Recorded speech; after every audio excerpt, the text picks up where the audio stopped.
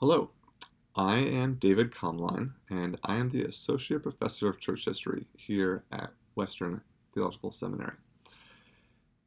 So I teach classes here on church history, and I've also recently started teaching a class on RCA polity. This is a class that introduces those students of ours who are planning to enter ordained ministry in the Reformed Church of America to the rules and procedures that govern the Reformed Church in America. And in this class, we spent a lot of time studying this book, the Book of Church Order. This is the book that has in it the rules and procedures that govern the RCA. I've actually found this course to be a deeply affirming one to teach and to walk with our students along, despite whatever difficulties and troubles may beset the denomination today. For instance, I love helping our students to first encounter this idea of ministry as it's laid out in our Book of Church Order. It says, for instance, that the office of the minister of word and sacrament is one of servanthood and service, representing Christ through the action of the Holy Spirit. And I just think this is a wonderful vision of Christian ministry to introduce to our students who are entering service in the church full time. But as I was thinking about this video, I was thinking about this class, and I was thinking, okay, but what is polity? What are the rules of the RCA have to say to people who are not entering full-time ordained ministry, or even perhaps the people who are not in the RCA? And I think actually that the Book of Church Order does have something to say to these people, to us, to you. And so I want to introduce you to that. The very first line of this book says, quote, "The purpose of the RCA, together with all other churches of Christ, is to minister to the total life of all people by preaching, teaching, and proclamation of the gospel of Jesus Christ, the Son of God, and by all Christian good works."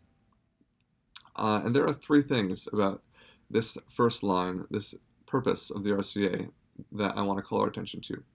First, it says, the purpose of the RCA, together with all other churches of Christ.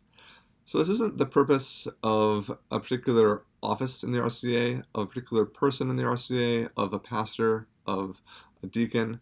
This isn't even a particular purpose of just the RCA as a whole. This is the purpose of the whole RCA, together with all other Christian churches. This is a calling to which all Christians, all members of the church, are called to live up to. And what is that calling? It's the calling, this purpose is, according to this document, to minister to the total life of all people. And the key word here is total life.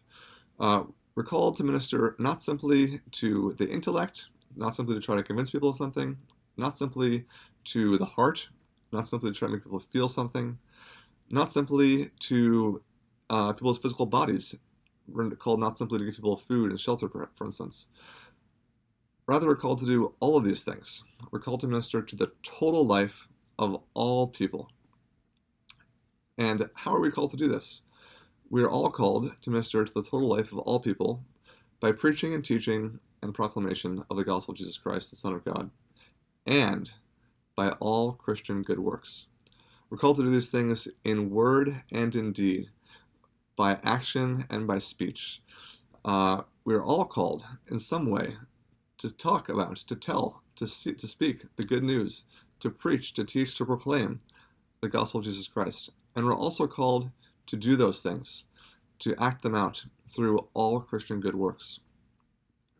So, all of us, no matter where we are, whether we're ordained, whether we sit in the pew and listen, whether we're in the RCA or somewhere else, we are all called, all of us, to minister to the total life of all people, to preach, to teach, to proclaim, and to perform good works.